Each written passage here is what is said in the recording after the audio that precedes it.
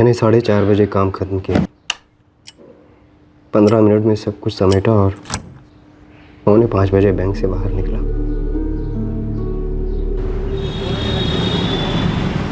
मेरा ब्रांच इंदिरा नगर इलाके में, घर नील चौक में।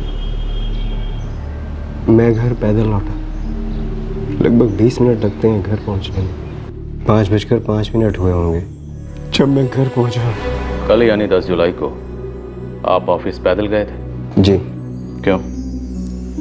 बस यूं ही। आपकी पत्नी सरिता, उन्होंने सुबह कुछ कहा था आपसे?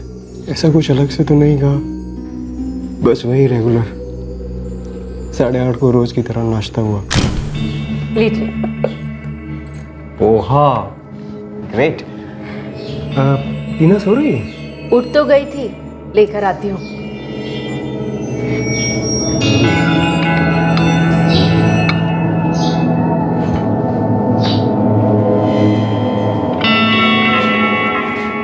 गुड मॉर्निंग टीना बेटू, हाउ आर यू?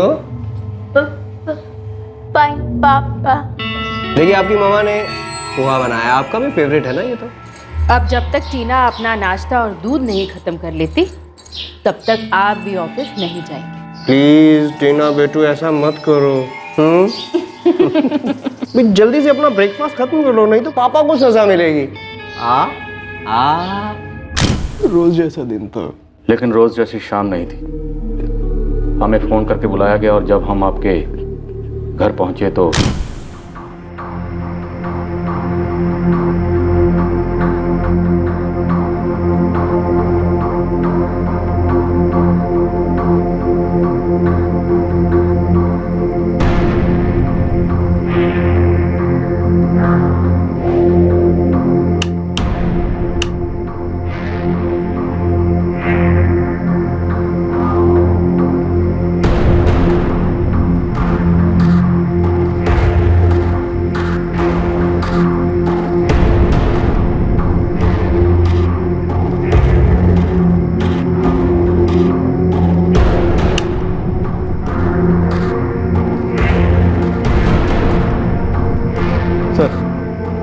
पीछे का दरवाजा खुला लगता है। चेक करो, मैं बेडरूम में देखता हूँ। प्लीज मुझे अंदर जाने दीजिए, मुझे देखना है कि मेरी वाइफ और बेटी कहाँ है। सर जी, पूरे घर में खून फैला हुआ है, क्राइम सीन है ये।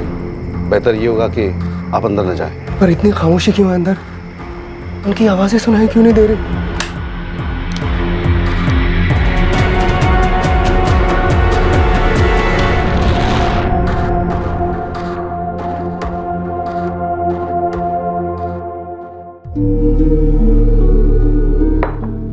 धीरज जी, संभालिए अपने आप को। एक बार फिर से गो थ्रू करते हैं।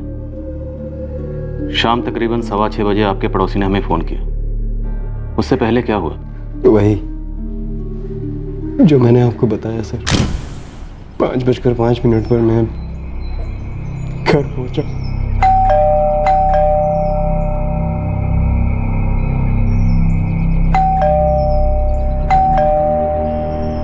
आपके पास घर की चाबियां नहीं थी? जरूरत नहीं पड़ती थी, सरिता हमेशा घर पर ही रहती। आगे क्या हुआ? सर मैंने घर का मेन स्विच ऑफ कर दिया।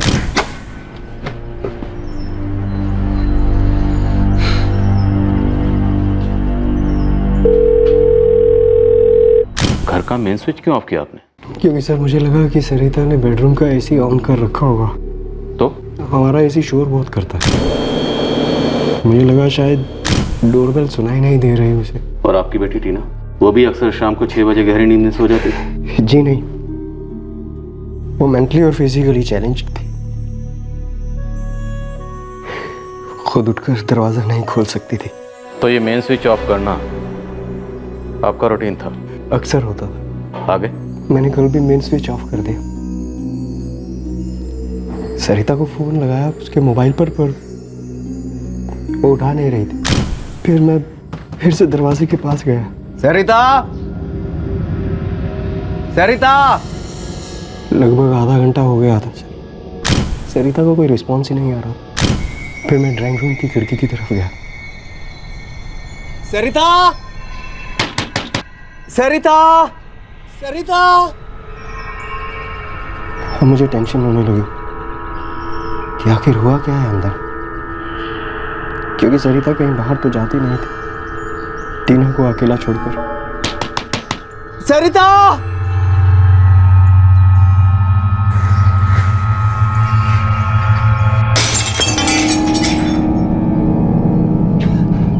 सरिता! सरिता! सरिता!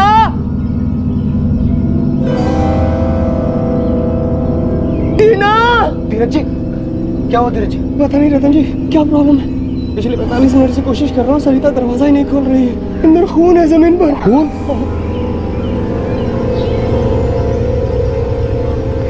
रतन जी, मुझे बहुत डर लग रहा है, पुलिस को बुलाते हैं। सरिता!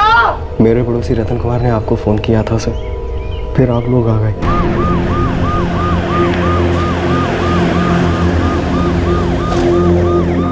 आइए सर।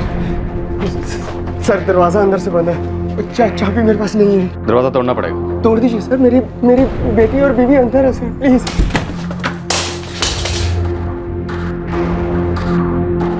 मैसे हो जा, 1 मिनट रुकिए।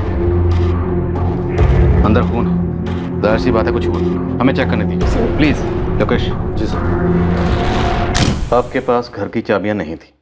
नहीं थी, मैंने बताया आपको। लेकिन आपने हमें यह नहीं बताया कि आपके घर के पीछे भी एक दरवाजा है। क्यों? हमें आपके घर के अंदर मेन दरवाजा तोड़कर दाखिल होना पड़ा। वो निकल गया दिमाग से। लेकिन पीछे का दरवाजा हमें खुला हुआ मिला। सर, पीछे का दरवाजा खुला हुआ है सर, ये सारे पैरों के निशान बाहर की तरफ जा रहे हैं।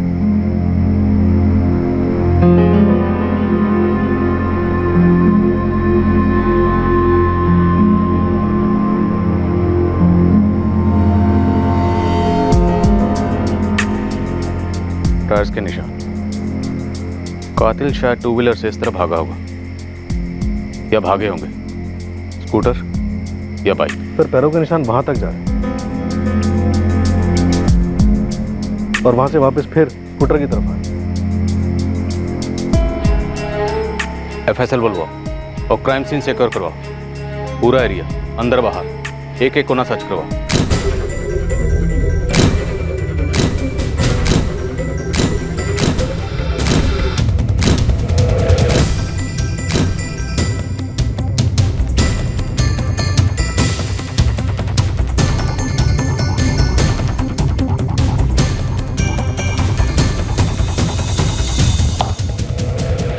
ऑब्वियसली ये दरवाज़ा आप लोगों ने तोड़ा है, तो ये दरवाज़ा एविडेंस लिस्ट में नहीं होगा। करेक्ट। इस दरवाजे पे कोई भी फोर्स एंट्री के निशान नहीं है। मैंने भी सबसे पहले यही नोटिस किया।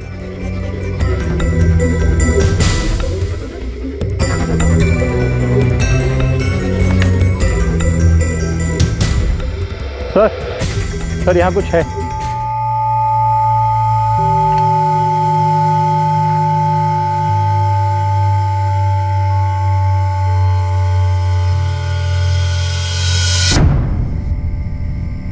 जब हम किचन स्कैन कर रहे थे, ये चीजें मिसिंग लग रही हैं। कातिल ने शायद विक्टिम सरिता आहूजा के सर पर इन्हीं से वार किया होगा। उसके बाद उसने सारे एविडेंस यहाँ डंप किए होंगे, फिर वापस वहाँ गया और 2 व्हीलर लेकर निकल गया। और यहाँ गार्डन की मिट्टी कातिल की फुटवेयर से चिपक गई होगी। हम खून से सने हुए फुटप्रिंट्स के ट्रेसेस ले लेते हैं, टेस्ट करेंगे। और मुझे लगता है कि अटैकर या अटैकर्स के पास एक थैली या एक बैग और भी रहा होगा, जिसमें चोरी का हुआ सामान उन्होंने रखा और भाग गया, या फिर भाग गए, क्योंकि बेडरूम में काफ़ी उथल पुथल है।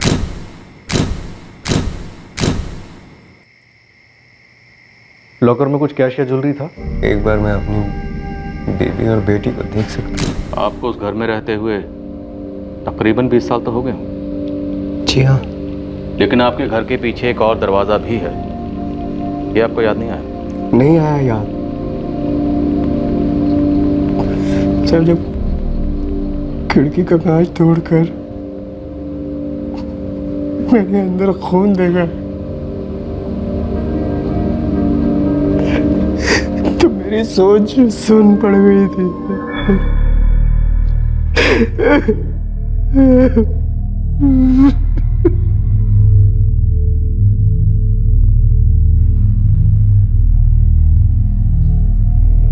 के बगल में भी खून की बूंदें थी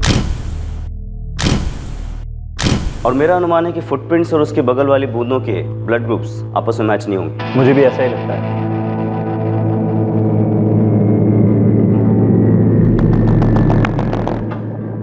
चाकू टूटा हुआ है, आधा चाकू विक्टिम सरिता के एब्डोमेन में लॉन्च और उसका ये हैंडल जो हमें उस बैग से मिला, ये दोनों आपस में मैच करते हैं। इसका मतलब ये एक ही चाकू। सर, मैंने कातिल की संभावित मूवमेंट्स और क्या क्या हुआ होगा उसका एक रफ मैप बनाया है। 30 मिनट्स में प्रेजेंट करूंगा। जल्दी करो। टीना की बॉडी हमें उसके बेड पर मिली थी। मरने से पहले टीना ने काफी स्ट्रगल किया। ये देखिए नाखून। विक्टिम ने कातिल को खरोचा है। न माँ पर हुआ न बेटी पर। माँ और बेटी की मौत के बीच में ज्यादा टाइम डिफरेंस नहीं रहा होगा। लगभग कुछ नहीं।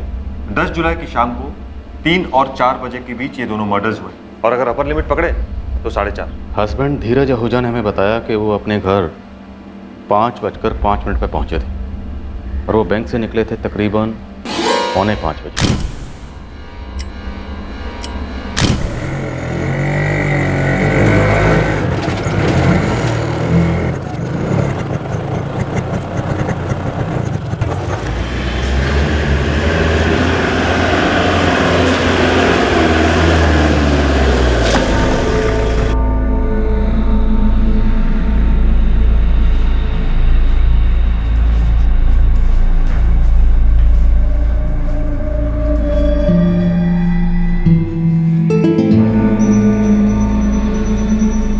भैया,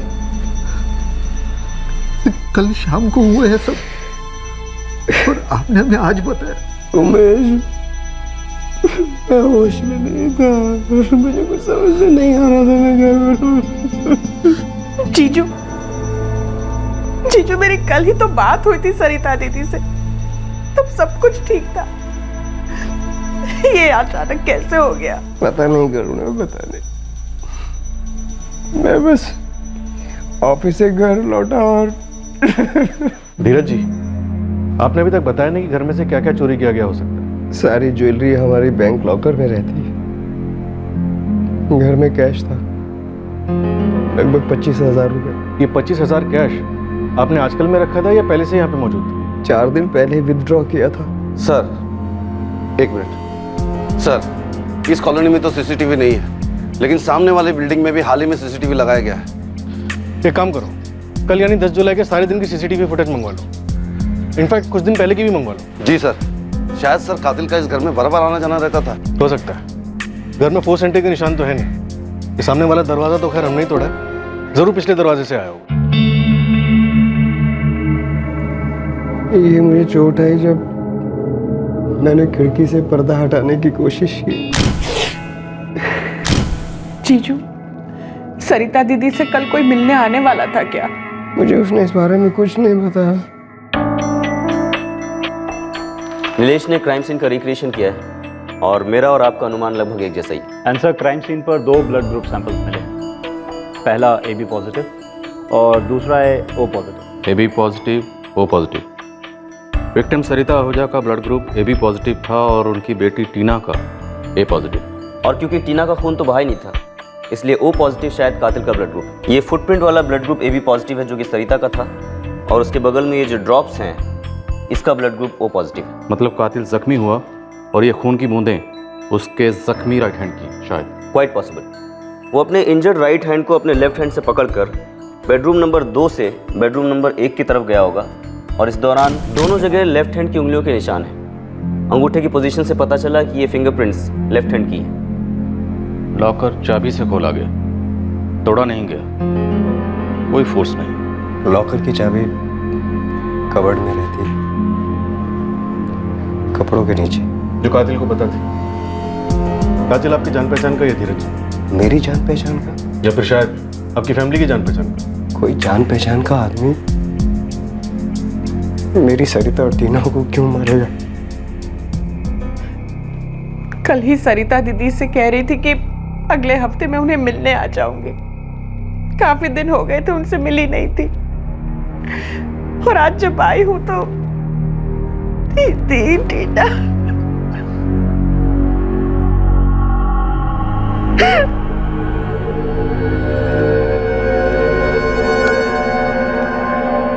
आपका ब्लड ग्रुप क्या धीरज? मेरा ब्लड ग्रुप जी, आपका ब्लड ग्रुप ए पॉजिटिव। पर क्यों? किचन में ब्लड के फुटप्रिंट वाले कोई निशान नहीं है। इसका मतलब कातिल ने विक्टिम सरिता के सर पर बेलन से वार शायद किचन में किया हो। ऐसा हम अनुमान लगा रहे हैं। श्योर, लेकिन हमारी हाइपोथेसिस, हमारा अनुमान हकीकत से बहुत ज़्यादा दूर नहीं हो सकते, क्योंकि किचन में ब्लड की कुछ ही ड्रॉप्स मिली हैं, जिसका ब्लड ग्रुप AB पॉजिटिव है, जो कि सरिता का ब्लड ग्रुप। सर पर वार होते ही सरिता खुद को बचाने के लिए किचन बेडरूम की तरफ भागी होगी, खुद की और बेटी की फिक्र में, और कातिल ने शायद चकला उठाकर उसका पीछा किया। फिर उसने चाकू से सरिता पर स्टैबिंग। ये चाकू कातिल अपने साथ लेकर आया होगा? नो, ये चाकू सरिता के किचन का ही है। अच्छा। सरिता किचन में थी, आटा गूंदा हुआ था, सब्जियां काटी जा रही थी, खाना बनाने की तैयारी हो रही थी जब अटैक हुआ। ये चाकू कातिल ने वहीं से उठाया होगा। चाकू घर का ही है, मैंने क्रॉस चेक करवाया है। जी हाँ, हमारी किचन का है। कातिल ने सरिता के सर पर बेलन से वार किया किचन में। उस दौरान उसका राइट हैंड इंजर्ड हुआ होगा और चाकू का एक हिस्सा सरिता के पेट में रह गया। उसके बाद उसने टीना को भी मार डाला, लेफ्ट हैंड से गला दबाकर। जिस वक्त टीना पर अटैक हुआ वो अपने बेड पर सो रही थी। टीना ने फाइट बैक किया लेकिन बच नहीं पाई। कुछ ऐसा ही हुआ होगा। कातिल पक्का राइट हैंड में इंजर्ड हुआ होगा। मैंने टीना के गले पर पड़े मार्क्स के प्रिंट्स को ब्लो अप किया, लेफ्ट हैंड का निशान। इसी लेफ्ट हैंड से उसने कबर्ड खोला और फिर कपड़ों के ढेर के नीचे से लेफ्ट हैंड से ही उसने लॉकर की चाबी निकाली और फिर लेफ्ट हैंड से ही लॉकर खोलकर उसमें से 25,000 रुपये में निकाल लिए। उसके बाद कातिल ने सारे अहम सुराग इकट्ठे किए और घर के पीछे वाले गार्डन में फेंक कर चला गया। सब कुछ बाएं हाथ से किया गया। पीछे का दरवाज़ा खोलना, बैग फेंकना।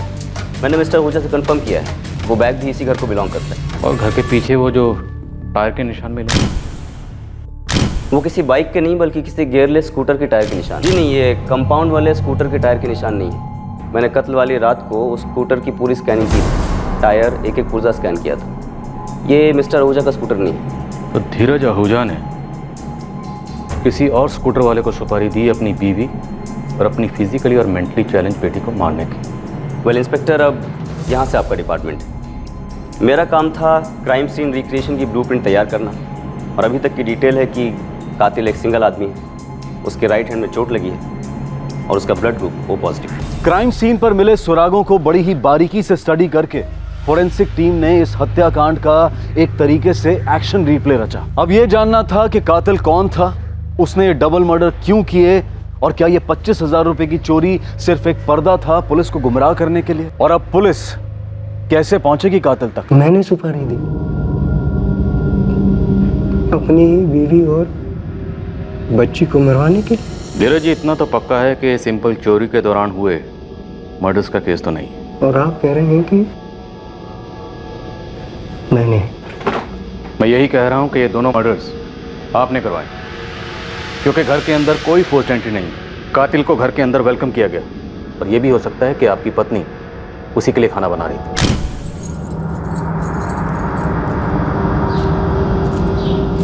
आपकी पत्नी सरिता जी ने अटैक एक्सपेक्ट ही नहीं किया था, और आपकी बेटी टीना, जो कि पहले से ही फिजिकली और मेंटली चैलेंज थी, उसने स्ट्रगल तो की लेकिन फिर भी खुद को नहीं बचा पाई। और मैंने अपनी टीना और बीवी को मरवाया, ये कहना चाह रहे हैं? बिल्कुल। किस बेसिस पे? कि मेरी बीवी खाना बना रही थी। लॉकर की चाबी की लोकेशन किलर को पता थी, क्योंकि मुझे पीछे के दरवाजे के बारे में ख्याल नहीं आया था। हम पिछले 10 सालों से यहाँ पर रह रहे हैं और धीरज जी और उनकी फैमिली को अच्छी तरह से जानते हैं। अब आप ये तो जानते ही होंगे कि टीना दिमागी तौर पर कमज़ोर थी। सरिता जी का लगभग सारा समय उसी को संभालने में ही जाता था। धीरज आहूजा और सरिता आहूजा के बीच संबंध कैसे थे? संबंध तो अच्छे ही थे।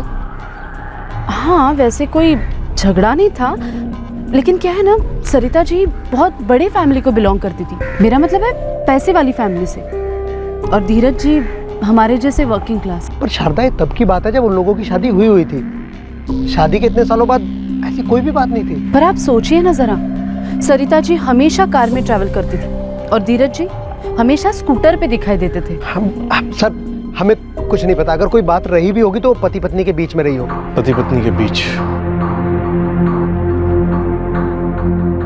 ये आपके घर के सामने वाली बिल्डिंग की सीसीटीवी फुटेज है।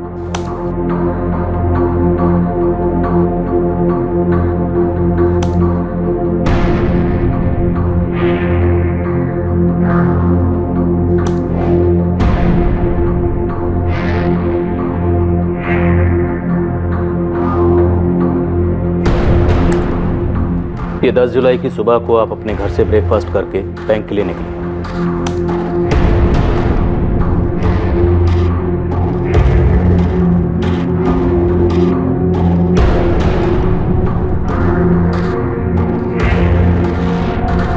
और उसी शाम 5:02 पर आप बैंक से घर लौटे, और वो भी पैदल। पर आप ये मुझे क्यों दिखा रहे हैं? क्योंकि धीरज जी कुछ तो ऐसा है जो हमें नहीं दिख रहा है। क्या नहीं दिख रहा है सर? आपके सुबह बैंक जाने से लेकर शाम घर लौटने तक हमें आपके घर के पास शक करने जैसा कुछ नहीं दिख रहा। कातिल आपके घर के अंदर पीछे के दरवाजे से दाखिल हुआ, पर अफसोस पीछे कोई सीसीटीवी कैमरा नहीं था, और ये बात शायद कातिल को अच्छी तरह से पता थी।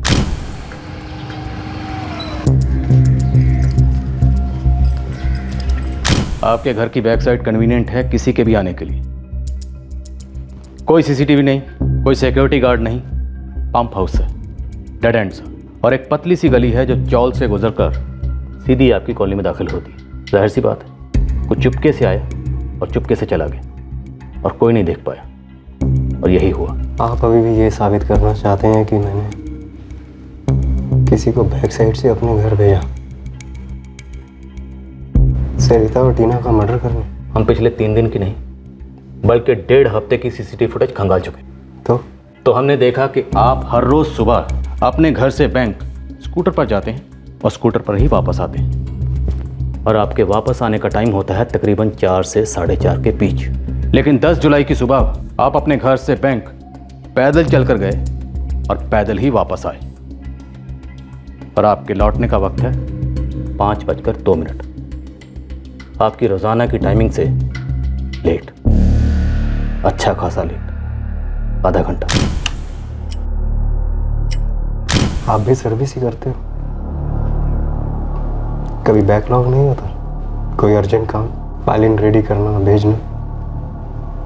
वाकिफ होंगे ये सबसे? बहुत अच्छी तरह से वाकिफ। इसलिए हमने आपके बैंक के स्टाफ से बात की। किसी को भी आपके बैंक में आधा घंटा ज़्यादा रुकने पर शक नहीं, क्योंकि आप बैंक के मैनेजर हैं। पर आपको शक है मेरे ओवर टाइम करने पर, मेरे पैदल घर लौटने पर, क्योंकि आपको लगता है कि मैंने जानबूझकर किया? हमें तो लग रहा है, और हमें शक है, पूरा शक है, और आप साबित कीजिए कि हमारा यह शक बेबुनियाद है। सर, इस बात पर कोई शक नहीं है कि हमारी फैमिली और जीजू की फैमिली में हमेशा से क्लास डिफरेंस रहा है। हमारी फैमिली वेल ऑफ है, जीजू की मिडिल क्लास। तो इस डिफरेंस से आपके जीजू को कोई तकलीफ होती थी? 23 साल की शादी थी सर, एडजस्ट हो गए थे। पक्का एडजस्ट हो गए थे? देखिए सर, मेरे जीजू बहुत ही सिंपल इंसान है, पर बहुत मेहनत करके उन्होंने अपने लिए एक पोजीशन बनाई है। तो आपके जीजू की ये पोजीशन सरिता जी के लिए काफी थी? दीदी ने कभी अपनी लाइफस्टाइल में कोई चेंजेस नहीं किए। घर में एक एसी चाहिए थी तो एसी लग गई थी। दीदी को कार की आदत थी, जीजू को नहीं थी, फिर भी उन्होंने दीदी के लिए कार खरीदी। दीदी हमेशा कार से ही आती जाती थी हर जगह, पर जीजू कार इस्तेमाल नहीं करते हैं। उनके कुछ उसूल हैं, वो उनके हिसाब से ही चलते हैं। टीना क्या? टीना हैंडीकैप थी ना? सर, आप ये कहना चाहते हैं कि टीना का स्पेशल चाइल्ड होने की वजह से उन दोनों के बीच कुछ तनाव? नहीं सर, वो दोनों टीना को बहुत प्यार करते थे। देखिए करुणा जी, डायरेक्टली पूछ रहा हूँ, क्या टीना उन पर बोझ थी? Of course not. हमारी फैमिली, जीजू की फैमिली, जीजू के भाई उमेश जी, उनकी वाइफ रितु जी, उनके बच्चे प्रीति और अभिमन्यु, हम सब टीना को बहुत प्यार देते थे। आप एक मारी गई स्पेशल चाइल्ड को बोझ कहकर इस तरह उसका इंसल्ट न करें। हम किसी का इंसल्ट नहीं कर रहे। ये एक डबल मर्डर की इन्वेस्टिगेशन चल रही है, जो एक चोरी के दौरान हुए नहीं लगते। ये एक सोची समझी साजिश रची गई थी। सर, टीना हमारे जिगर का टुकड़ा थी सर। लेकिन फिर भी उसे बेरहमी से मार दिया गया। क्यों सर? क्यों? वो हमारे दिलों को, हमारे घरों को खुशियों से भर देती थी सर। आप जिस घर में रहते हैं वो किसका है? ये मेरा है। ये कैसा सवाल हुआ सर? ये जो आपका घर है वो आपका पुश्तैनी घर है? आपके पिताजी आपके लिए छोड़ गए थे? हाँ, और उसका इस सबसे क्या ताल्लुक?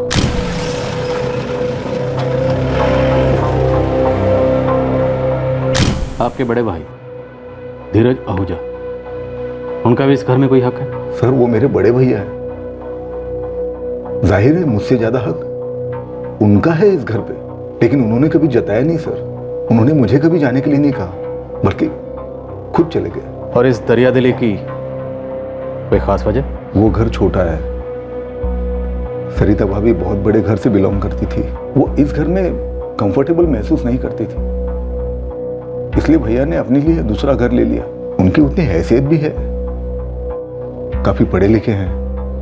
बैंकिंग के एग्जाम फर्स्ट अटेम्प्ट में पास कर ली थी, बाद में फिर बहुत तरक्की की। पर आप? सर मैं भैया जितना स्मार्ट नहीं हूँ, ज्यादा पढ़ा लिखा भी नहीं हूँ। स्टॉक मार्केट में दलाली करके थोड़ा बहुत कमा लेता हूँ। पर सर इस सब का इस हादसे से क्या ताल्लुक है? शायद नहीं, या शायद है। लेकिन सर मैं इतना यकीन के साथ कह सकता हूं कि मेरे धीरज भैया सरिता भाभी और टीना का कत्ल कभी नहीं कर सकते। टीना उन पर कभी बोझ नहीं थी, वो हम में से किसी पर भी बोझ नहीं थी। तो फिर टीना का कत्ल क्यों हुआ अमीर जी? वो मैं कैसे बता सकता हूँ? आप इतना तो बता सकते हैं कि आपका बेटा अभिमन्यु इस वक्त कहाँ है? अभिमन्यु? उसे बीच में क्यों ला रहे हैं? क्योंकि वो आप लोगों के बीच में नहीं था। आपकी भाभी का कत्ल हुआ, आपकी भतीजी का कत्ल हुआ। वो ना तो धीरज जी के घर आया और ना ही उनके फ्यूनरल में शामिल हुआ। अभिमन्यु ने कुछ नहीं किया है? तो उससे करवाया गया। क्या? उमेश जी, क्या आपने अपने बेटे अभिमन्यु से अपनी भाभी सरिता और अपनी भतीजी टीना, इन दोनों का कत्ल करवाया?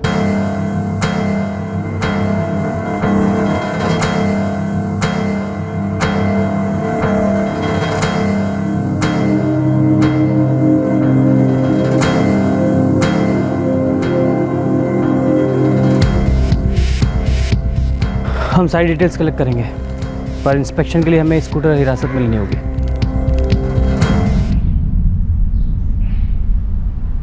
जितना छुपाओगी उतना और फंसोगी। मुझे कुछ नहीं मालूम। तुम्हारे स्कूटर पर खून के धब्बे हैं। बोलो, कहाँ है तुम्हारा भाई अभिमन्यु? और तुम्हारे पापा का इन मर्डर्स में कितना हाथ है? ये क्या वाहियात आरोप लगा रहे हो? अभिमन्यु एक इंजीनियरिंग स्टूडेंट है, टॉपर है। बहुत अच्छी बात है, हमें भी मिलना है आपके इस टॉपर बेटे से। उसका प्रोजेक्ट सबमिशन चल रहा है, तो अपने दोस्त के घर पर ही रह रहा है पिछले कुछ दिनों से। पिछले कुछ दिनों से मतलब 10 जुलाई। अभिमन्यु का फ़ोन नंबर और दोस्त का एड्रेस लिखिए। जब मुझे पता चला कि किलर का राइट हैंड इंजर हुआ होगा मर्डर के दौरान, सर तभी मुझे अभिमन्यु भैया पर शक हुआ। अभिमन्यु के राइट हैंड पर 10 जुलाई को कोई घाव था? मम्मी मंदिर गई थी, पापा काम से बाहर गए थे, मैं घर पर अकेली पढ़ाई कर रही थी। भैया क्या हुआ आपको? कुछ नहीं, तू दरवाजा बंद कर।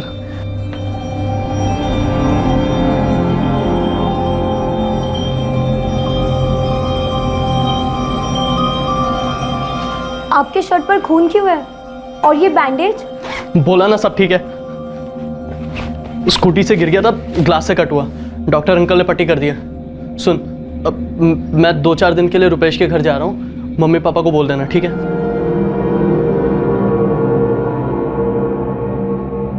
वो पास की लॉन्ड्री में भी स्कूटर पर जाते, स्कूटर के बिना कहीं नहीं जाते।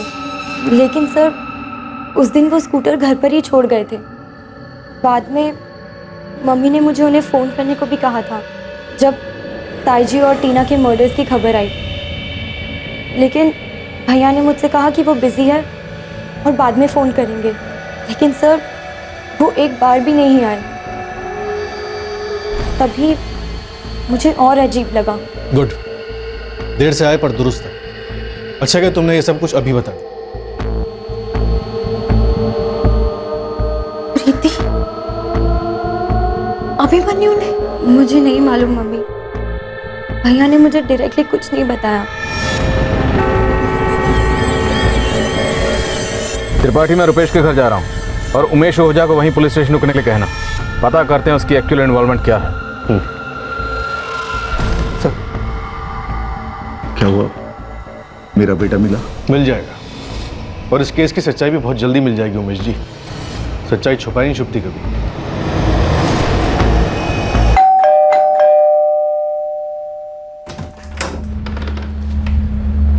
रुपेश वर्मा? जी सर। अभिमन्यु ओझा अंदर है? हाँ सर, अंदर ही है, बुलाओ।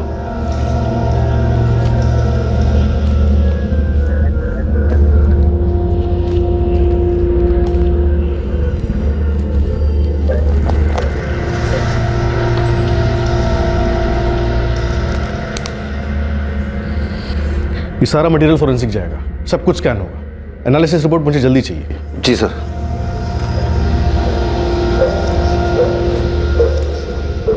तुम्हारा ब्लड ग्रुप ओ पॉजिटिव है। तुम्हारी स्कूटर मिली हमें, और स्कूटर पर तुम्हारे खून के धब्बे भी। तो बताओ, तुम्हें ये सब करने के लिए किसने कहा?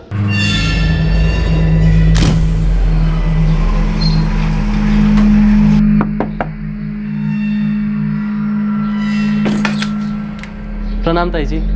अरे अभी आ बेटा, आ अंदर। ये ले बेटा। आप ताया जी अंदर हैं? नहीं बेटा, आज ताया जी लेट है, ओवर टाइम चल रहा है। कभी आएंगे? कुछ बोल नहीं सकती। तुम सीधा कॉलेज से आ रहे हो?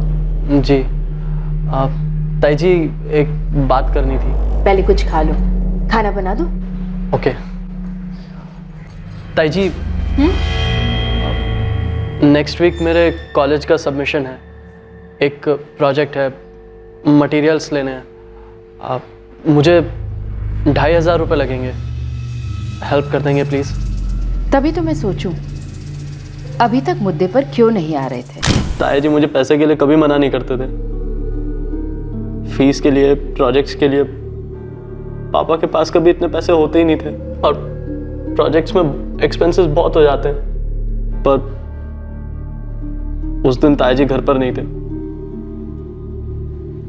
और ताई तो ये जो तुम हेल्प हेल्प कह करके हर दूसरे दिन अपने ताई जी से जो पैसे ले जाते हो ना, उसका असली नाम है भीख। सिर्फ पढ़ाई के लिए पैसे मांगता हूँ ताया जी से।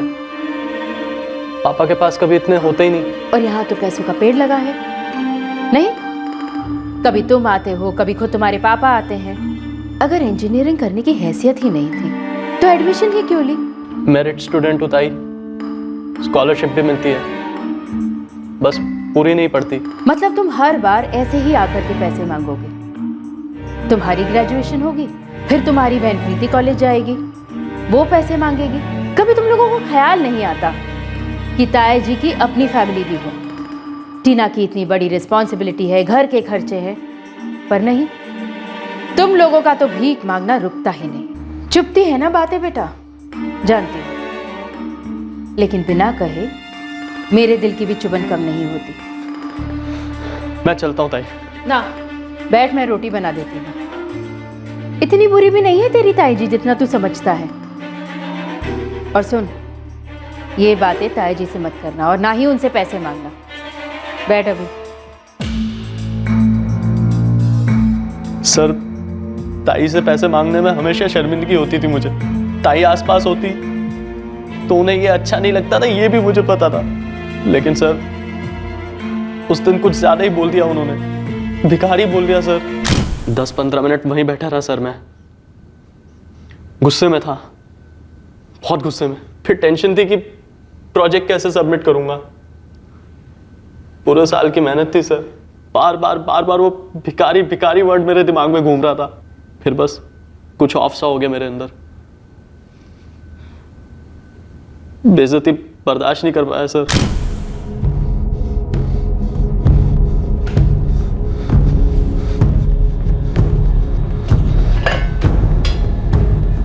ताया जी जब भी कैश देते लॉकर से देते थे। मुझे मालूम था चाबी कहाँ रखते थे। फिर तुमने वो सारा सामान घर के पीछे वाले गार्डन में फेंका और वहाँ से भाग गए। तुम जानबूझकर पीछे के दरवाजे से आए और सामने वाला दरवाज़ा अवॉइड किया, क्योंकि तुम जानते थे कि सामने वाली बिल्डिंग में सीसीटीवी लगा हुआ है। नो सर, मुझे नहीं पता था वहाँ सीसीटीवी है। मैं पीछे के दरवाजे से ही आता था और वहीं से जाता था। तुमने अपनी ताईजी और अपनी बहन टीना का कत्ल सिर्फ इसलिए कर दिया क्योंकि उन्होंने तुम्हारी बेइज्जती की, तुम्हारा तिरस्कार किया? ये सब करने के लिए तुम्हें किसी और ने उकसाया था, भड़काया था? सर, कहाँ है मेरा बेटा? कुछ कहा उसने? जी हाँ, उसने अपना जुर्म कबूल कर लिया। ये दोनों कत्ल उसी ने किया। क्यों? उसका कहना है कि उसे प्रोजेक्ट के लिए पैसे चाहिए थे। पापा वो कुछ पैसे चाहिए थे प्रोजेक्ट सबमिशन के लिए। कितने चाहिए? 2500।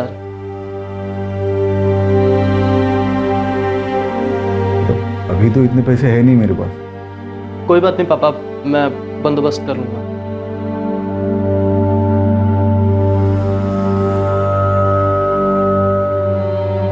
आधा घंटा मेरा वेट नहीं कर सकता। आकर देता था ना तुझे पैसे।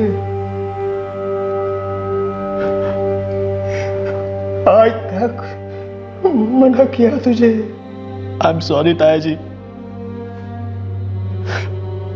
ताई जी ने बहुत बेइज्जती कर दी थी। भिखारी बोल दिया था मुझे। उसके लिए तुमने उसे टीना को मार डाला। अब मैं क्या करूं? तुम क्या करोगे? उमेश क्या करेगा? तेरी माँ, प्रीति, सब लोग हम क्या करेंगे?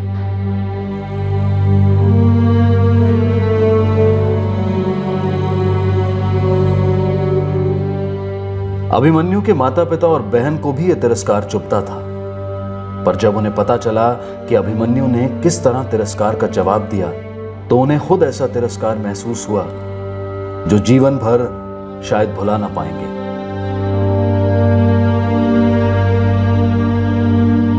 धीरज आहूजा पूरी तरह से टूट गए हैं। उनका सारा परिवार, उनकी सारी दुनिया खत्म हो गई है। अब उतना ही दर्दनाक मुकदमा होगा जब वो अपनी पत्नी और अपनी बेटी को न्याय दिलवाने के लिए अपने भाई के बेटे को सजा दिलवाने की कोशिश करेंगे।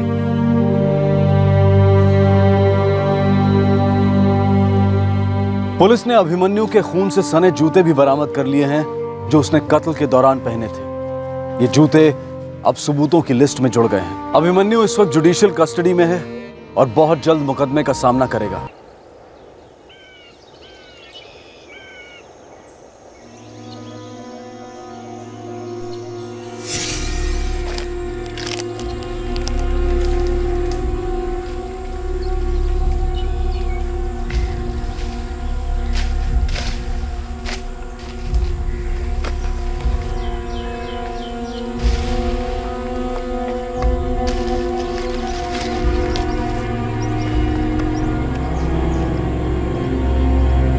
झापर की तरफ बढ़ो, एक एक कोना छान मारो।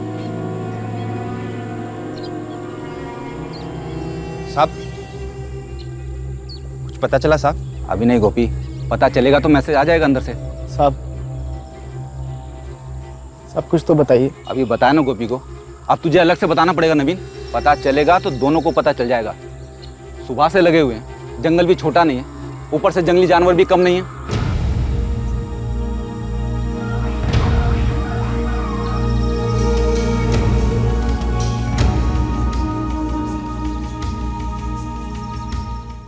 सर, उन दोनों औरतों में से किसी का भी पता नहीं चला अभी तक। गांव में पता लगाया? कहीं ऐसा तो नहीं है कि हमारी टीम जंगल में ढूंढ रही है? और दोनों औरतें अपने घर वापस लौट गई हैं। नो सर गांव में कांस्टेबल तैनात हैं अपने, कोई लौटा नहीं है अभी तक। सर एक औरत का पति और एक औरत का बेटा रात भर से जंगल में ही बैठे हुए हैं।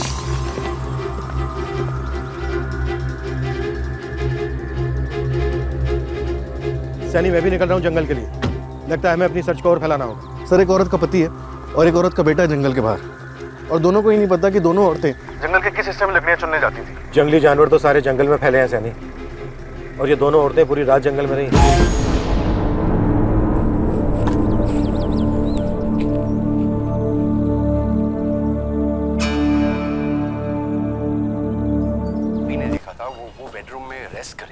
नहीं बनाएगी मतलब क्या चंदा? क्योंकि आज उस चुड़ैल मालती की बारी है।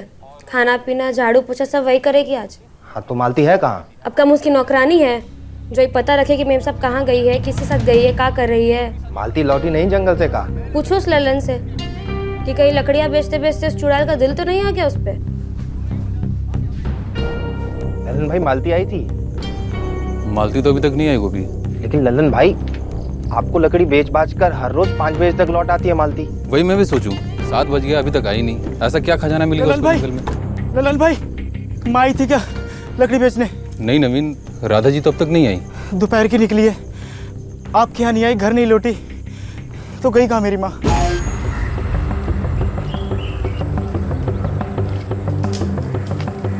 नवीन, न तुम्हारी माँ राधा जी यहाँ आई हैं और गोपी न तुम्हारी लुगाई मालती।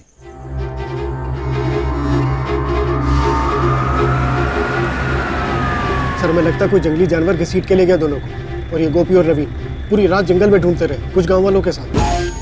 मालती! माँ! माँ! मालती! मालती! माँ! ओ राधा मौसी! मालती! मालती! मालती! माँ! राधा मौसी! मालती!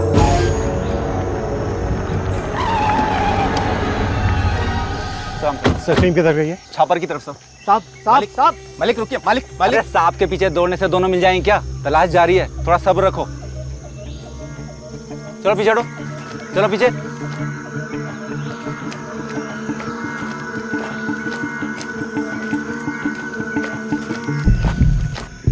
सर नांगदेव इलाके को पूरा कवर कर लिया, कुछ नहीं मिला। अब छापर की साइड देख रहे हैं। गोपी और नवीन का कहना है कि मालती और राधा शायद छापर इलाके में लकड़ियां चुनने जाती थी। घर वाले और गांव वालों का कहना है कि ये दोनों औरतें कल दोपहर को लगभग 3 बजे आई थी और उसके बाद से घर वापस नहीं लौटी हैं। सर लात मिली वहाँ पे।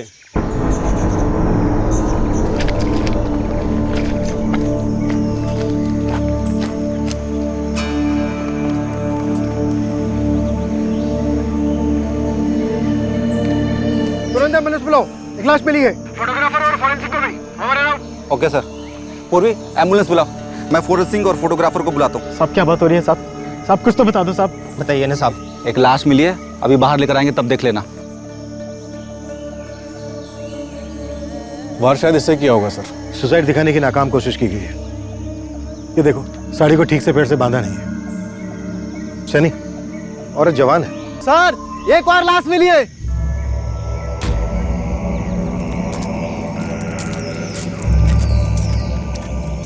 ये देखिए सर लाश। लगता है गला घोटा गया।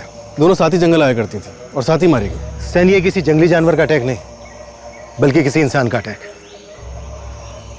जो किसी जंगली जानवर से भी बदतर है।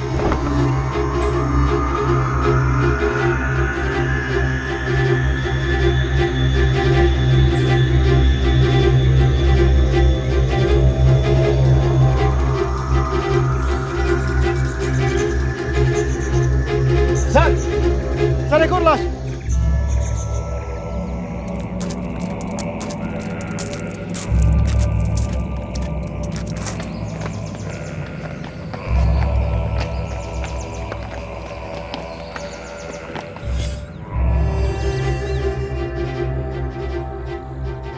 आप लोगों में से कोई जानता है कौन है ये आदमी?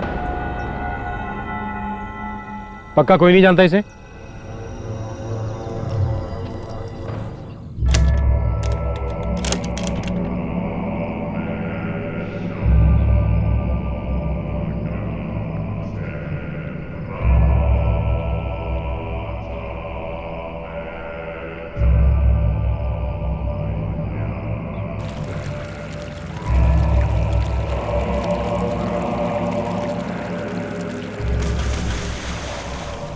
सर तीनों लाशों के आसपास से किसी का भी मोबाइल नहीं मिला। इस लकड़े पर जो खून के निशान हैं वो विक्टिम मालती के खून से मैच करते हैं। इसे सुसाइड दिखाना एक नाकाम कोशिश थी। सर पर किसी भारी चीज से वार किया गया होगा। कोई सेक्सुअल असॉल्ट? हाँ, अटेम्प्ट टू रेप कह सकते हैं। विक्टिम लड़ी, ये भी अटैकर से लड़ी। दोनों की मौत लगभग एक ही समय पर हुई है, मुश्किल से चंद मिनटों का फर्क। सर राधा पुजारी के गले पर जो स्ट्रैंगुलेशन के मार्क्स मिले हैं उससे हमें ये फिंगरप्रिंट्स मिले हैं, काफी धुंधले से हैं। सी मालती की बॉडी पर कुछ उंगलियों के निशान मिले हैं। सिर्फ एक की उंगलियों के निशान है या और भी हैं? हमें मालती की बॉडी पर 3 अलग लोगों के फिंगरप्रिंट्स के निशान मिले हैं। उसमें से एक फिंगरप्रिंट राधा की बॉडी पर मिले हुए फिंगरप्रिंट से मैच करता है। इसका मतलब ये है कि दोनों बॉडीज पर 1 सेट ऑफ फिंगरप्रिंट्स कॉमन है। ये जो 3 सेट ऑफ फिंगरप्रिंट्स हैं ये इन्हीं तीनों विक्टिम्स के हैं या फिर किसी और के हैं? नहीं, इन तीनों के अलावा 3 अलग लोगों के फिंगरप्रिंट्स हैं। और सर मालती की बॉडी पर जो फिंगरप्रिंट्स मिले हैं वो धुंधला से गए हैं। शायद काफी झड़प हुई होगी, मालती काफी लड़ी होगी। एक पीछे से सिर में, एक सामने से सीने में। शायद ये भाग रहा होगा जब पहली गोली इसके सिर के पिछले हिस्से पर लगी। Point blank range. तमंचे की गोलियां, 6 गोलियों वाला तमंचा, लोकल मेड। 6 गोलियों वाला तमंचा, 4 से 5 के बीच, राइट? साहब मेरी पत्नी मालती और राधा बहन सालों से एक साथ लकड़ी चुनने जाती थी। लल्लन भाई के यहाँ लकड़ी बेचकर 5 बजे तक घर लौट आती थी। कितने बजे निकलती थी तुम्हारी पत्नी घर से? 3 बजे साहब। कल भी माँ रोज की तरह 3 बजे ही निकली थी घर से। खाना वाना खा के थोड़ा सुस्ता ही, उसके बाद रोज मालती के साथ ही जंगल में जाती थी? जी साहब, माँ कहती थी दोनों जंगल के बाहर ही मिलती थी, फिर साथ में लकड़ी चुनती और लल्लन भाई के यहाँ साथ में बेचती। साहब मैं तो ठीक ठाक कमा लेता हूँ। कई अरसों से माँ का बोल रहा था कि 7 साल से लकड़ियां चुन रही हो, अब तो बंद कर दो। कहती थी मुझे मेरी कमाई पसंद है। इस आदमी को पहचानते हो? नहीं पहचानते साहब।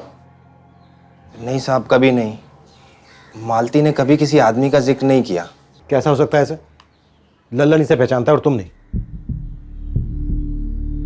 ये आदमी तुम्हारी माँ और गोपी की पत्नी मालती के साथ जंगल में लकड़ियां उठाने जाता था,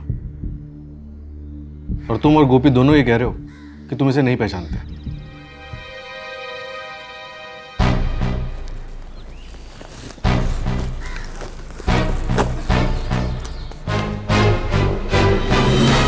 चलता हूँ। ओ ललन भाई, अब तो हमारी लकड़ियों का भाव बढ़ा दो। जब सामने से हमको 4 पैसा मिलेगा तभी तो हम 2 पैसा दे पाएंगे ना। हम सब एक ही नाव में सवार हैं। पर हमरी नाव ज्यादा झुकी है ललन। राधा जी, ऐसा लगता है लेकिन ऐसा है नहीं। कहाँ? यही राधा बहन और मालती के साथ आता था, उनकी बोरियां उठा के और रखता था और चला जाता था। रखता था, चला जाता था। उन लोगों में कोई बातचीत नहीं होती थी? साहब 2 शब्द बात होती थी उससे, कहता था चलता हूँ। चलता हूँ। और मालिक फिर अगले दिन हाजिर हो जाता था इनकी बोरियां उठा के। वो उसे लकड़ियां उठाने के पैसे देती थी क्या? हमारे सामने तो नहीं दिया कभी। तो तुमने कभी पूछा नहीं कौन है, क्या नाम है? अरे साहब, हमको लकड़ी से मतलब है, उन लोगों को पैसे से मतलब था। मतलब तुम्हारी कोई बातचीत नहीं होती थी उनसे?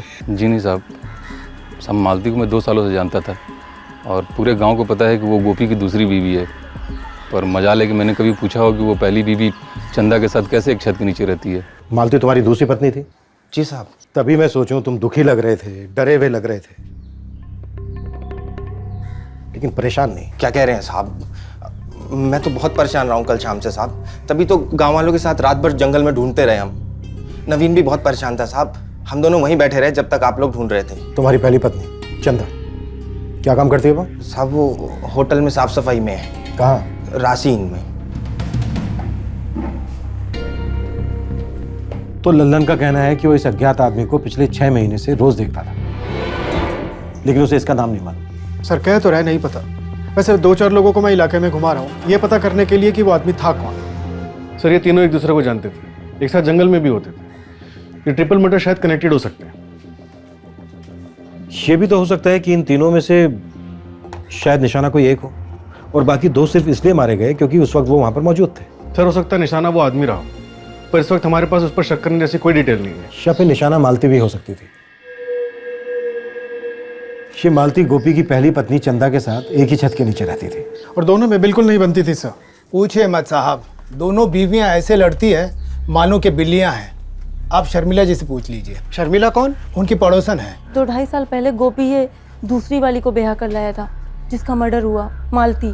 दोनों पहले से साथ रहने लगे थे? दोनों की मजबूरी थी साहब, दोनों का कोई मायका नहीं है, मेरा मतलब परिवार नहीं है, तो अलग होती भी कैसे, कहाँ जाती? तो कर लिया समझौता, बांट लिया था आदमी को, लेकिन साहब झगड़ों में कोई समझौता नहीं किया था। तो फिर गृहस्थी चलती कैसे थी? इस गोपी ने कुछ कायदे कानून बनाए थे, जैसे एक दिन चंदा खाना बनाएगी, बर्तन मांजेगी और घर के सारे काम करेगी, तो दूसरे दिन मालती। सर अपने 2-4 खबरी उस मोहल्ले में पता लगा रहे हैं कि उन 2 औरतों और उस आदमी के बीच में कोई चक्कर वक्कर तो नहीं था। तीनों की लाशें अलग अलग जगह से मिली, लेकिन पास से ही। हमें इस अज्ञात आदमी की आइडेंटिटी का जल्द से जल्द पता लगाना होगा। सर गोपी की पहली पत्नी चंदा को सबसे पहले इंटरोगेट करते हैं, इस वक्त सबसे मजबूत एंगल उसी का लग रहा है।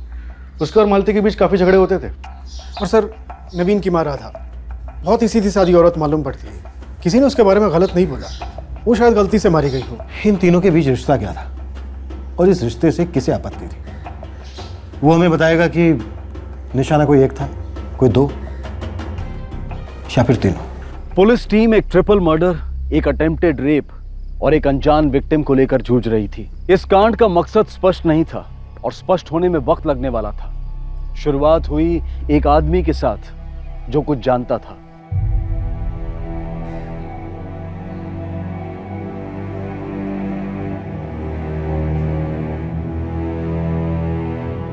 क्या जानते हो तुम ट्रिपल मर्डर केस के बारे में? हम मर्डर के बारे में कुछ नहीं जानते हैं, पर सब जो आदमी मारा गया है वो उसको हम जानते हैं। उमेश यादव, करते क्या हो तुम? साहब वो सहारनपुर हाईवे के बाईपास के पास एक होटल बन रहा है, हम वहीं पर काम करते हैं। उस आदमी की जो लाश मिली है उसकी तस्वीरें किसी मोहल्ले में दिखाई थी क्या? नो सर, सर पूछताछ ही चल रही है, वो भी ज़बानी। और सर लाश की तस्वीरें ना हमने टीवी पे दिखाई हैं और ना ही किसी अखबार में। उस लाश की तस्वीरें हमने किसी को नहीं दिखाई। फिर तुझे कैसे पता चला कि जो आदमी मारा गया है उसे तू जानता है? वो जो आदमी मारा गया है वो हमारा दोस्त ओम प्रकाश ही था। हाँ, लेकिन तुझे कैसे पता चला कि ओम प्रकाश मारा गया है? उमेश, ये उमेश, क्या हुआ रे गुड्डू? वहाँ जंगल में पुलिस को 3 लाशें मिली हैं। कौन थे वो लोग? गांव की 2 औरतें थी और एक आदमी, और जो आदमी है तुम्हारा दोस्त ओम प्रकाश लगता है। जब आप लोगों को लाशें मिली थी तब गुड्डू वहीं पर था। गुड्डू जो है वो ओम प्रकाश के गांव का ही लड़का है। वो आप लोगों से कहने के लिए डर रहा था तो उसने हमको आकर बता दिया, लेकिन हमको इतना मालूम है कि ओम प्रकाश किन्हीं 2 औरतों के लिए लकड़ियों की बोरियां उठाता था। अरे ओम प्रकाश, हाँ एक बात पूछें का? ये बताओ कि तुम्हारी फैक्ट्री की शिफ्ट तो 4 बजे खत्म हो जाती है ना? हाँ। तुम काहे नहीं हमारे साइट पे आ जाते हो?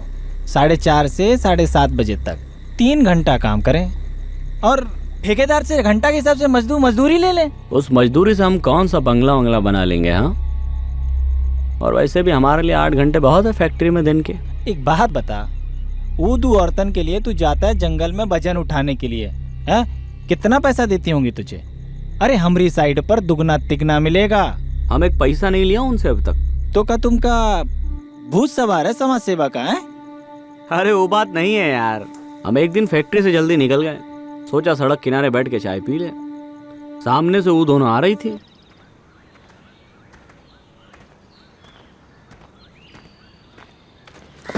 अरे क्या हुआ? अरे चोट लगी का? शायद थोड़ी मोच आई है। चलिए चलो उठो, हम पहुंचा देते हैं।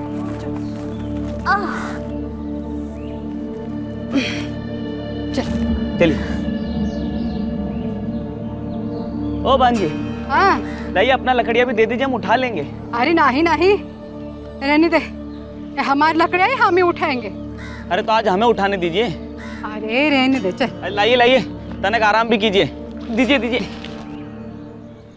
वो दोनों बहुत गरीब है, हमरे जैसी। बेचारी लकड़ियां बेचकर 2-4 पैसा कमा लेती है और हम भी फैक्ट्री से जाने के बाद जंगल में जाके उनकी मदद कर देते हैं और 5 बजे तक तीनों काम समेट कर जंगल से बाहर। ओम प्रकाश भैया, दाल में कुछ काला तो नहीं है ना? अब भैया, किसी जरूरतमंद की मदद करना जमाना काला समझे तो काला सही, वैसे इसमें तुम्हारा दोस्त नहीं, जमाने का है। कौन औरतें हैं, क्या हैं? कुछ नहीं। अच्छा उमेश, दाल में क्या कुछ काला था?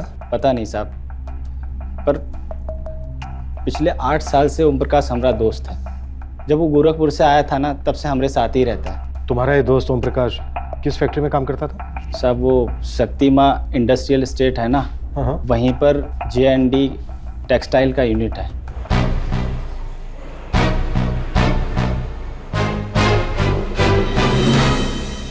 सर, J&D टेक्सटाइल्स में सभी ओम प्रकाश को संत आदमी कहते हैं। अगर ओम प्रकाश संत था तो फिर वो शैतान कौन है जिसने 3-3 लाशें बिछा दी? सर, विक्टिम राधा का बेटा नवीन और उसकी बीवी जानवी, इन दोनों की खूब ग्रिलिंग की, खबरी भी लगे हुए, लेकिन अभी तक इतना ही पता चला है कि राधा एक सीधी सादी औरत थी, किसी से कोई दुश्मनी नहीं थी इसकी। इतना ख्याल रखती थी मैं माँ जी का, और पुलिस वाले हमारे पड़ोसन से पूछ रहे थे कि मैं माँ जी से झगड़ती थी। एक तो माँ के जाने का दुख, ऊपर से उल्टे सीधे सवाल। पुलिस वाले पूछा किसी से कि मैं माँ को मरवा सकता हूँ? सोचो, मैं जानता तक नहीं था उस आदमी को। कितनी बार मैंने माँ से कहा था कि लकड़ी वाला काम बंद कर दो, पर नहीं, जिद पकड़ के बैठी थी। लोग तरह तरह की बातें कर रहे हैं कि माँ जी का और मालती का उस ओम प्रकाश के साथ क्या चल रहा था। सर, जितना ओम प्रकाश ने उमेश को बताया और जितना उमेश ने हमें बताया, हमें सिर्फ उतना पता है। उसके आगे इसका राधा और मालती के साथ क्या संबंध था, यह भी क्लियर नहीं है। मालती का सर लकड़ी से फोड़ा गया, राधा का गला दबाया गया और ओम प्रकाश पर गोलियां चलाई गईं। इतनी भयंकर दुश्मनी, इतनी नफरत आई कहां से? सर, ये चंदा भी मालती से नफरत करती थी, सौतन थी उसकी। बिना गाली गलौज के खाना हजम हो रहा है तेरा? अभी तो चुपचाप खाना खा रहे हैं। रोज तो उस चुड़ैल के खाने की तारीफ करते रहते थे और हमारे साथ गाली गलौज। कहीं ऐसा तो नहीं तीसरी का बंदोबस्त करके रखा हो तो हम दोनों में से एक को बाहर निकालना था? बकवास ना कर। मुझे तो शक है कि मालती को तूने मरवाया। हम नहीं मरवाया उसको, उस आदमी को हमने ही उसके पीछे लगवाया था उस पर नजर रखने के लिए, और फिर मरवा दिया राधा जी को और उस आदमी को भी। सांप भी मर गया और लाठी भी नहीं टूटी। ताने घिस रही है कि सच बोल रही है? आप तो ऐसे डर रहे हैं जैसे हम आपका सच्चाई का काला चिट्ठा खोल रहे हो। तीन वर्दी के पुलिस वाले दीवारों पे कान लगाए खड़े हैं, उठा ले जाएंगे हमको और भरता बना देंगे दोनों का। क्या चंदा 3-3 मर्डर करवा सकती है? सर, उठवा के थोड़ी गर्मी दिखाते हैं। वैसे भी फॉरेंसिक ने क्लियर कर दिया है कि इस अटैक में 3 लोग शामिल थे। हो सकता है चंदा ने किसी को सुपारी दी हो या फिर खुद 2 लोगों के साथ मिलकर ये काम किया। सनी, कल सुबह सबसे पहले चंदा को लेकर आओ। कितनी भड़ास थी, कितनी जलन थी, कल नापते हैं।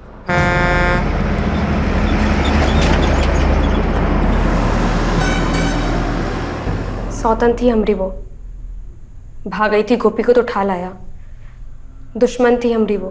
कितनी दुश्मनी थी, किस हद तक गई? हम भगवान से रोज प्रार्थना करते थे कि वो हमारे घर से हमेशा के लिए चली जाए, लेकिन दुनिया से नहीं। तेरी प्रार्थना तो कबूल हो गई नहीं, या कबूल करवाई गई? हमें इतनी हिम्मत नहीं है कि हम किसी को मरवा सके। और वैसे भी साहब, हमारी दुश्मनी मालती से थी, बाकी 2 को तुम जानते तक नहीं, तो उनको मरवा के हमको कौन सा सुकून मिल जाता। रास्ते का पत्थर हटाते वक्त आसपास के कंकड़ों का ख्याल कौन रखता है? कि राधा ओम प्रकाश ये तो आसपास के कंकड़ थे जिन्हें तेरे भेजे तीनों हत्यारों ने यूं ही मार डाला। कौन थे? किराए के, रिश्तेदार या दोस्त? कैसी बातें करते हैं आप साहब? हम कैसे किसी को किराए पे लेकर आएंगे? लोग हमें किराए पे ले जाते हैं अपने काम के लिए। हमारा पति मजदूर है और हम होटल में साफ सफाई का काम करते हैं साहब। 2 वक्त की रोटी ठीक से कमा नहीं पाते, 3-3 गुंडों को पैसा कहाँ से देंगे? दोस्त और रिश्तेदार ये तो बिना पैसे के ही काम कर देते हैं। हाँ साहब, लेकिन दोस्ती और रिश्तेदारी इतनी गहरी होनी भी तो चाहिए ना। हम अनाथ है बचपन से, ये 11 साल से अपने आप को संभाल रहे हैं। और वो मालती को तो हम जुबान से काटते थे साहब, मारने वारने का कभी नहीं सोचा उसको। ये चंदा काफी ढीठ है। इसके और गोपी के फोन रिकॉर्ड्स में कुछ नहीं दिखा रहा है सर। तीनों विक्टिम्स के फोन रिकॉर्ड्स? कुछ नहीं सर, बस एक ही बात कॉमन है। क्या? इन दोनों की last cell phone location Saharanpur highway के पास है, यहाँ से 40 किलोमीटर दूर।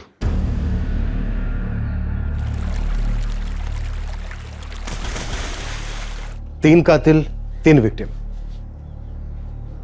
इन तीनों को भला किसी ने क्यों मारा होगा? 2 लकड़ियां चुनने वाली गांव की गरीब औरतें और एक फैक्ट्री में साफ सफाई का काम करने वाला आदमी, वो भी संत टाइप का। सर, कहीं ऐसा तो नहीं असली टारगेट ये ओम प्रकाश था और ये दोनों औरतें कोलैटरल डैमेज?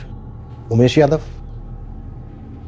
सैनी, कहीं ऐसा तो नहीं है कि ये उमेश यादव कोई कहानी बना रहा है?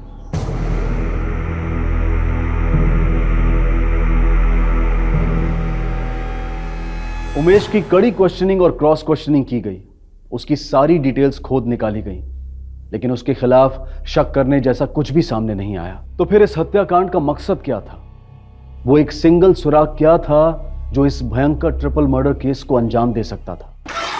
सर, शक्तिमान इंडस्ट्रियल एस्टेट में कम से कम 100 लोगों से पूछताछ की, सुपारी लेने वालों से भी पूछा, लेकिन कुछ हाथ नहीं लगा। सैनिक, कब तक हम ये सिर्फ पूछताछ ही करते रहेंगे? मुझे लगता है कॉन्ट्रैक्ट किलिंग का केस है। सर, तमंचा आसपास के एरिया में कौन यूज करता है आप देख सकते हैं। और वैसे भी हमारी डिस्ट्रिक्ट में 500,000 रुपए में तमंचा चलाने वालों की कमी नहीं है। ओम प्रकाश को 6 गोलियों वाले तमंचे से मारा गया। जी सर, तमंचे से, कट्टे से नहीं। तमंचा से नहीं, पूरा तमंचा बाजार खंगाल डालो, सारे के सारे हिस्ट्री शूटर्स को उठा लो। 6 गोलियों वाले तमंचे का इस्तेमाल हुआ है। कोई ना कोई होगा जो इस तमंचे के बारे में जानता होगा। सर, लेकिन लोकली मेड तमंचे का कोई रिकॉर्ड नहीं होगा। जानता हूं सैनी, कोई रिकॉर्ड नहीं होगा, रजिस्ट्रेशन नहीं होगा, कुछ भी नहीं होगा। फिर भी पूछ पूछ कर, सूंघ सूंघ कर किसी भी हालत में हमें इस तमंचे तक पहुंचना है। दूसरा कोई रास्ता नहीं है हमारे पास।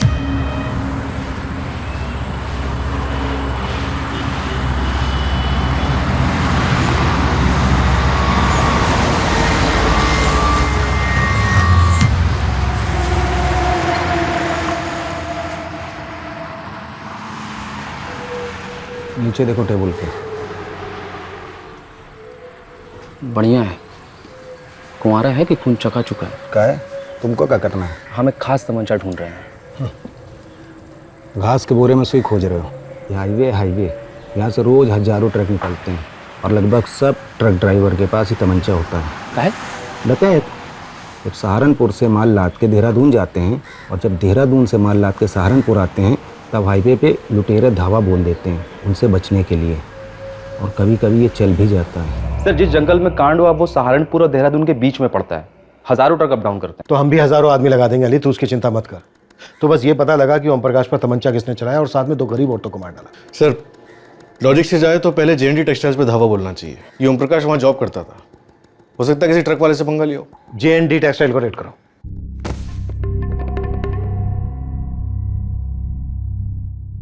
शक पहले तीनों विक्टिम्स के करीबी लोगों पर था, फिर इन्वेस्टिगेशन का फोकस शिफ्ट हुआ व्यक्तिगत दुश्मनी पर, और आखिरकार किसी अज्ञात हमले का एंगल भी इन्वेस्टिगेट किया गया। अब सारी तहकीकात एक तमंचे पर टिकी थी। किसने यह तमंचा फायर किया था और वो कौन 3 लोग थे जिन्होंने ये 3 कत्ल किए थे और क्यों?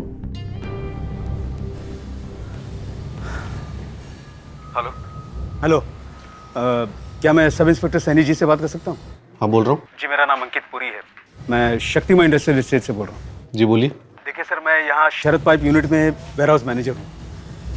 आपके इन्फॉर्मर ने मुझसे कांटेक्ट किया था। कहिए, क्या कहना है आपको? वो आपके इन्फॉर्मर ने कहा कि हमारे ट्रक ड्राइवर में से जिन के पास में गन है, तमंचा है। आपको पता है कि इनके पास है? देखिए सर, इस ट्रिपल मर्डर और तमंचे के बारे में मुझे कुछ नहीं पता। तो जो पता है वो बताइए। दावे के साथ तो नहीं कह सकता, लेकिन उस दिन 26 तारीख को हमारे वेयर हाउस से पिकअप था 5 बजे, लेकिन वो पिकअप लेट हुआ। 5 की जगह 6:30 बजे निकला और ट्रक सहारनपुर से आई थी।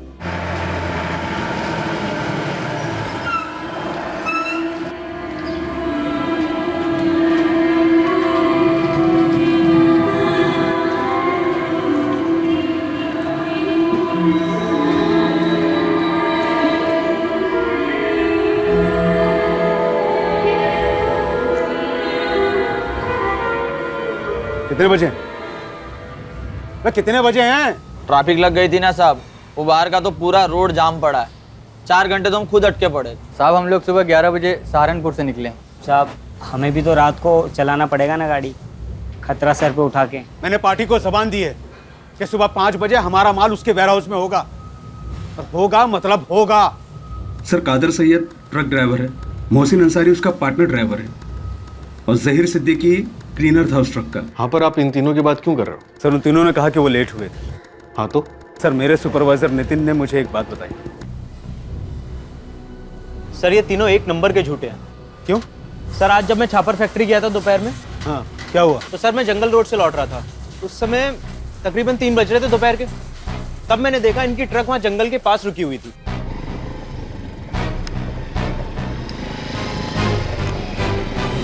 मुझे इन सभी ट्रकों के नंबर याद हो गए, तो ये ट्रक देखकर मैंने फौरन पहचान लिया। फिर मैंने सोचा छापर रोड पर ट्रक थी जंगल के पास, और वहां से ज्यादा 45 मिनट लगने चाहिए थे। उस समय 3 बज रहे थे, तो 4 बजे तक यहाँ आ जाना चाहिए था। 6:30 बजे तक क्या कर रहे थे? इनके बॉस गिरीश से शिकायत करनी पड़ेगी इनकी। सर, मेरा नाम मत लीजिएगा, पर ये तीनों इस वक्त भी पिए हुए हैं। बू आ रही है जबरदस्त। ये तीनों कादर, मोहसिन और जहीर अभी भी तुम्हारा माल ट्रांसपोर्ट करते हैं? नो सर, उनके बॉस गिरीश ने दूसरे ड्राइवर भेज रखे हैं। क्यों, आपने शिकायत की थी क्या? नहीं सर, मैंने शिकायत तो की नहीं, लेकिन 26 तारीख की डिलीवरी के बाद दोबारा वो लोग यहाँ माल उठाने के लिए नहीं है। अच्छा किया जो आपने इन्फॉर्मेशन दी। मुझे इन तीनों के नंबर्स और इनके बॉस गिरीश का नंबर तुरंत चाहिए। फोरेंसिक रिपोर्ट के हिसाब से 3 आदमी थे और इस वक्त हमारे पास ये 3 संदिग्ध हैं, कादर सैयद, मोहसिन अंसारी और जहीर सिद्दीकी। सर्कमस्टेंशियल एविडेंस तगड़े बन रहे हैं सर। जंगल के पास ट्रक, शराब का नशा, झूठ बोलना और लेट होना। फ़ोन नहीं करते, डायरेक्ट उठा लेते हैं। सैनी तुम एक काम करो, ट्रांसपोर्ट कंपनी के मालिक गिरीश को फ़ोन लगाओ और उससे कहो कि तीनों को वहीं बुला ले। कादर सैयद, मोहसिन अंसारी और जहीर सिद्दीकी। गिरीश, ये तीनों इस वक्त किस सेक्टर में ट्रक चला रहे हैं? जी हाँ सर, ये पहले देहरादून सहारनपुर रूट कर रहे थे, पर अब मैंने उन्हें बद्दी हिमाचल साइड में लगा दिया है। पर बात क्या है सर? 26 जून के बाद इनका सेक्टर चेंज किया था? जी। क्यों? सर, इन तीनों ने शिकायत की थी कि सहारनपुर और देहरादून रूट पे जो रास्ते में जंगल पड़ता है वहाँ लुटेरे हमला कर देते हैं। इन्हें डर लगता है तो ये वहाँ नहीं चलाना चाहते। इस वक्त कहाँ मिलेंगे ये तीनों? सहारनपुर में ही है। पर बात क्या है सर? इन तीनों को तुरंत फ़ोन करके अपने ऑफिस बुलाओ। मैं 12:30 बजे तक वहाँ पहुँच रहा हूँ। और इनसे कुछ मत कहना कि मेरी तुमसे क्या बात है, और मुझसे पूछना मत कि मैं क्यों कह रहा हूँ। बस जितना कह रहा हूँ उतना करता जाओ।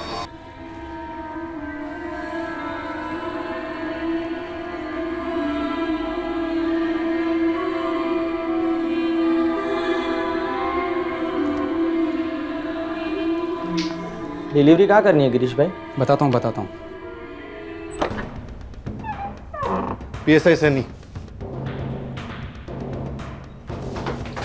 गिरीश भाई, ये क्या हो रहा है गिरीश भाई? दरअसल जो कांड होना था वो हो चुका है। कैसा कांड साहब? 26 जून को शाम 3-4 बजे के आसपास छापर गांव के पास वाले जंगल में तुम लोग क्या कर रहे थे?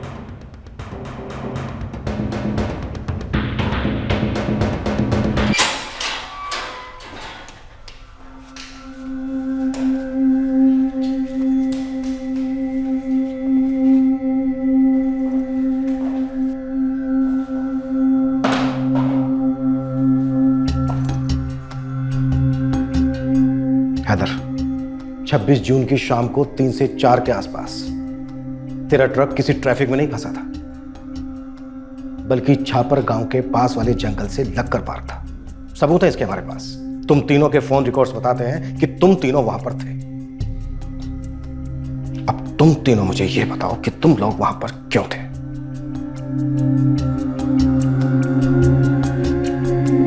इन तीनों की किसी ने तस्वीरें दी थी तुम्हें और बताया था कि ये तीनों उस वक्त वहां पर मिलेंगे, खत्म कर दो? क्या फिर ये सब एक इत्तेफाक था कि उस वक्त तुम लोग वहां पर थे और बस एक लम्हे में ये सब हो गया? देखो, इस वक्त मुझे सिर्फ सच सुनना है, पूरा सच, और वो भी बहुत जल्दी। या तो तुम तीनों मुझे ऐसे ही सच बता दो, नहीं तो अतड़ियों में हाथ डाल के सच निकलूंगा। कादर, मोहसिन और जहीर तीनों हक्का बक्का रह गए कि आखिरकार पुलिस उन तक पहुंची कैसे। इन तीनों ने कभी नहीं सोचा था कि ऐसा हो सकेगा किसी दिन। ठीक उसी तरह जैसे इन तीनों ने सोचा नहीं था कि 26 जून की उस शाम को जंगल में क्या होने जा रहा था।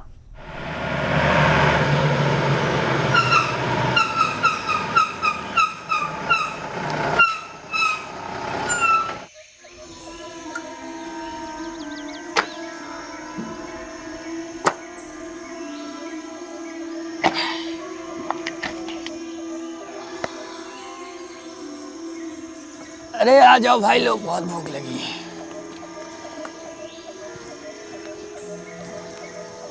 हो जाए 2-2 घूंट। अरे हो जाए, इसमें पूछने वाली क्या बात है?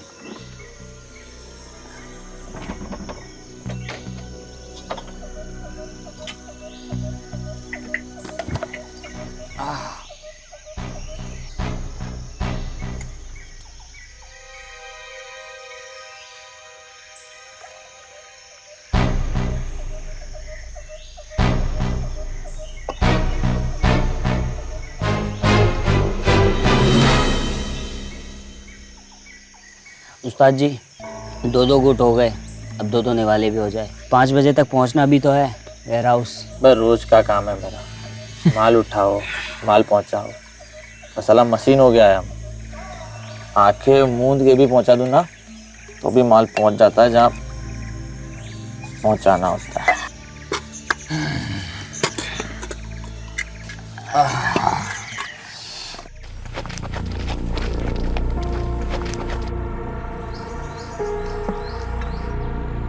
राधा बहन, मालती बहन, हम पहुंच गए। अरे हाँ हाँ बैठो भी, अब तक हमारी लकड़ी इकट्ठा नहीं हुई है। ठीक है, बैठे वहां पे।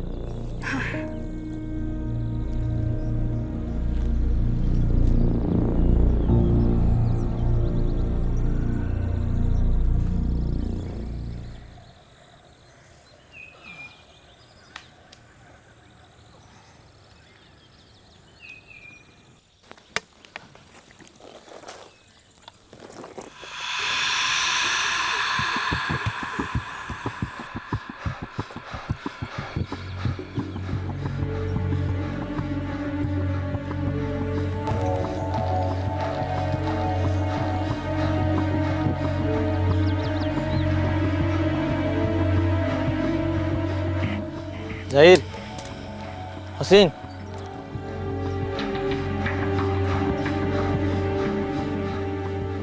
देख जंगल में मंगल हो जाए तो घूट।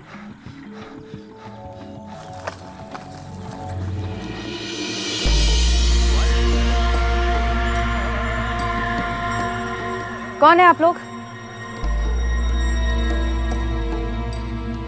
क्या चाहिए?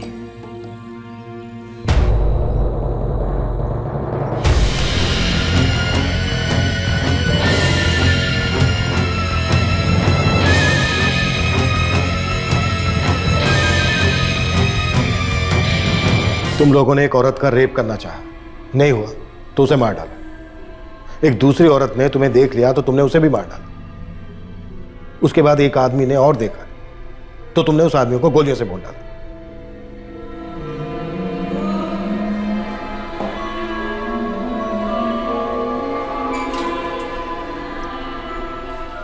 कादर, मोहसिन और जहीर, इन तीनों की मालती से कोई जान पहचान नहीं थी। बस वो उसे अपनी नशीली हवस का शिकार बनाने की कोशिश में थे। ना वो राधा को जानते थे और ना उनका ओम प्रकाश से कोई ताल्लुक था। कादर, मोहसिन और जहीर ने इन तीनों विक्टिम्स के मोबाइल फोन ले लिए थे और सहारनपुर हाईवे के पास एक नदी में फेंक दिए थे। मालती और राधा के घर वाले और ओम प्रकाश का दोस्त उमेश, इन तीनों में से किसी के पास शब्द नहीं थे अपने शौक और शोक को बयां करने के लिए।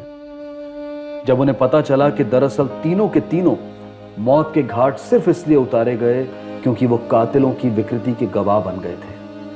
अदालत में दलील जरूर होगी कि तीनों आरोपी बेहद गरीब परिवार से आते हैं और उन परिवारों की जीविका के लिए कमाई का एकमात्र जरिया भी हैं। यह भी आर्ग्यू किया जाएगा कि ये तीनों फर्स्ट टाइम क्रिमिनल्स हैं, लेकिन ये ट्रिपल मर्डर इन तीनों कातिलों की जड़ता का उदाहरण है।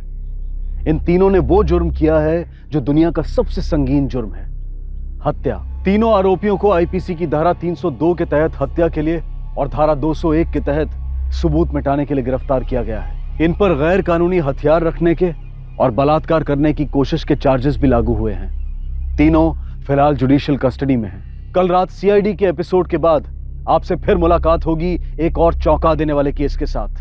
तब तक सुरक्षित रहें, सतर्क रहकर एक अच्छे नागरिक का फर्ज अदा करें और देखते रहें क्राइम पेट्रोल सतर्क। सबक एक को सीख हम सबको। जय हिंद। इस तरह के और भी एपिसोड देखने के लिए हमारे चैनल को सब्सक्राइब करें और बेल आइकन दबाना ना भूलें।